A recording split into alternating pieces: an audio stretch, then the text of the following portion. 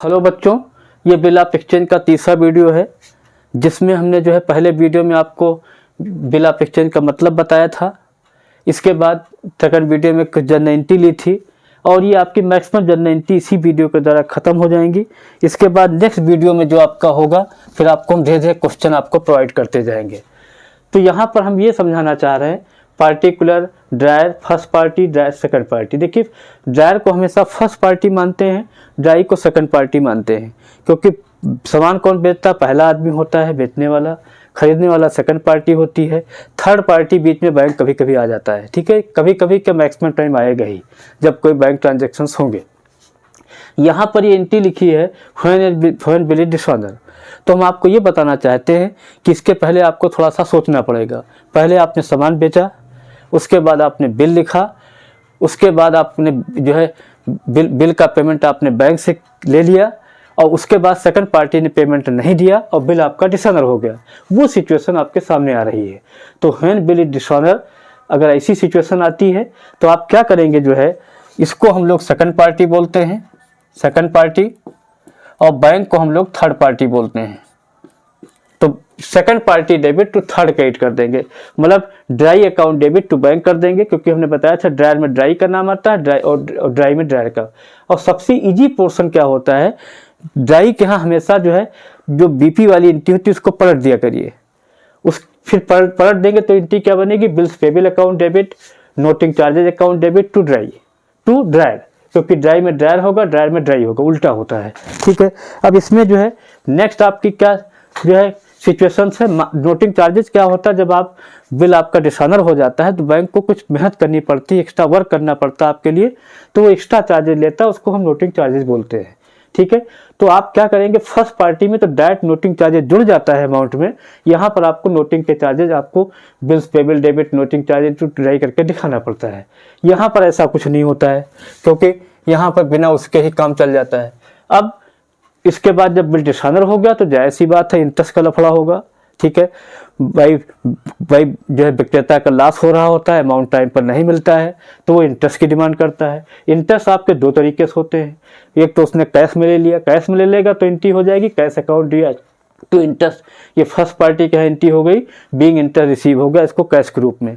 दूसरा, इस आदमी को पेमेंट करना होगा तो इंटरेस्ट दिया to cash, being interest paid हो गया, ये कैश ट्रांजेक्शन था। इसमें कैश में इंटरेस्ट लेने का फायदा क्या होता है? मान लीजिए आपका 50,000 रुपये का बिल था, ठीक है, आपने इंटरेस्ट पहले ही ले लिया कैश में, तो नया बिल आपका 50,000 का ही लिखा जाएगा। Is it okay? लेकिन दूसरा पॉइंट क्या अराइज है? व्हेन इंटरेस्ट इज ड्यू मतलब कैश में नहीं पेमेंट किया, तो ये क्रेडिट बोल सकते हैं, नॉट पेड इन कैश बोल सकते हैं। अगर ऐसी सिचुएशन आएगी तो ड्रायर में बस जहाँ पर कैश था वहाँ ड्राई का नाम आ जाएगा, drawee D R to interest being interest due. यहाँ पर इंटरेस्ट डेबिट टू कैश के जगह पर आपका ड्रायर हो जाएगा, तो interest D R to cash account being interest due, narration same हो जाएगा। इसके बाद अब अगर मान लीजिए आपका कभी कोई क्वेश्चन में लिखा होता है कि वो क्या नाम परचेजर ने बिल, वो क्या नाम ड्राई ने या परचेजर ने बिल रिन्यूअल करने के लिए रिक्वेस्ट किया सेलर से, ओनर से, ड्रायर से। ठीक है, तो यहाँ पर क्या लिखा हुआ है? Renewal of bill. Renewal of bill का मतलब होता है कि जो नया बिल लिखा जाएगा उसमें पुराने बिल की रकम होती है, नोटिंग चार्जेस ऐड किया जाता है और इंटरेस्ट अगर ड्यू है क्रेडिट वाला इंटरेस्ट तो उसको भी ऐड कर लेते हैं, तब एक नई एंट्री हो जाती है BR account debit to drawer account. ठीक है, BR account DR to drawer being bill accepted, bill accept हो गया और इसमें तीनों चीजें नोटिंग चार्जेस, बिल की रकम और इंटरेस्ट शामिल होगा। यहाँ हो जाएगा drawer DR to bills payable, इसमें भी वही सेम फिगर होगी जो नए बिल में प्रीवियस अमाउंट जोड़ करके की जाएगी। अब चूंकि बिल आपका डिसऑनर हो रहा है, ये देखिए वही केस है जो आपको हम पहले नहीं बता पाए थे, यहाँ हमने इंक्लूड कर लिया है। आपने बिल लिखा, बिल डिसऑनर हो गया। डिसऑनर मतलब ये है कि ड्राई ने मना कर दिया, हम पेमेंट नहीं करेंगे टाइम पर। अब आप इस एंट्री को पलट दीजिए, तो यहाँ पलटने पर एंट्री क्या होगी? ड्रायर के यहाँ drawee DR to BR being bill dishonour, यहाँ हो जाएगा BP DR टू ड्रायर। अगर किसी प्रकार का कोई एक्सपेंसेस है तो आप यहाँ नोटिंग चार्जेस करके दिखाएंगे, लेकिन यहाँ नोटिंग चार्जेस नहीं होगा, केवल एंट्री को पलट देंगे दोनों ही सिचुएशन में। अब कभी कभी क्या होता है, आपका सेकंड पॉलिसी इंसॉल्वेंट हो जाता है। इंसॉल्वेंट का मतलब होता है पेमेंट न कर पाना। पेमेंट नहीं करेंगे तो आपकी अकाउंट मेंटेन किया जाएगा, लेजर बनाया जाएगा, बाद में डिफरेंस निकलेगा और क्वेश्चन में लिखा होगा कि उसके प्रॉपर्टी से 25 पैसे 1 रुपये में मिले। ठीक है, तो पैसा किसको मिलेगा? ड्रायर को। तो यहाँ हमने लास्ट एंट्री क्या लिखी है, व्हेन ड्राई बिकम इंसॉल्वेंट, जब ड्राई इंसॉल्वेंट हो जाता है, मतलब मना कर देता है भाई मेरे पे कुछ है वह नहीं, ठीक है। तो लेजर बनाएंगे, फिर वहाँ क्वेश्चन में लिखा रहता है कितना परसेंटेज आपको मिला।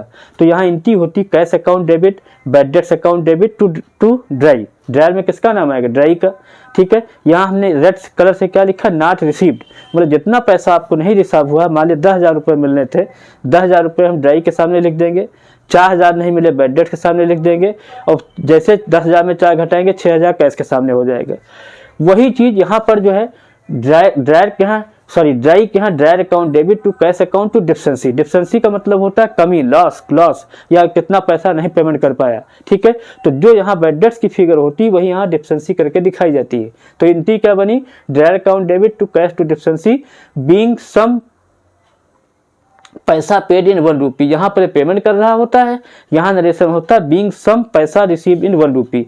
इस तरीके से आपको हमने एंट्रियों को जो है आपको एक बढ़िया तरीके से एक कंसाइज फॉर्म में समझाने की कोशिश की है। बाकी जितने वीडियो होंगे उसमें आपको इसके न्यूमेरिकल्स मिलेंगे, ठीक है। कोशिश करेंगे कि आपको अच्छे से अच्छा पढ़ाएं, ठीक है। Thank you.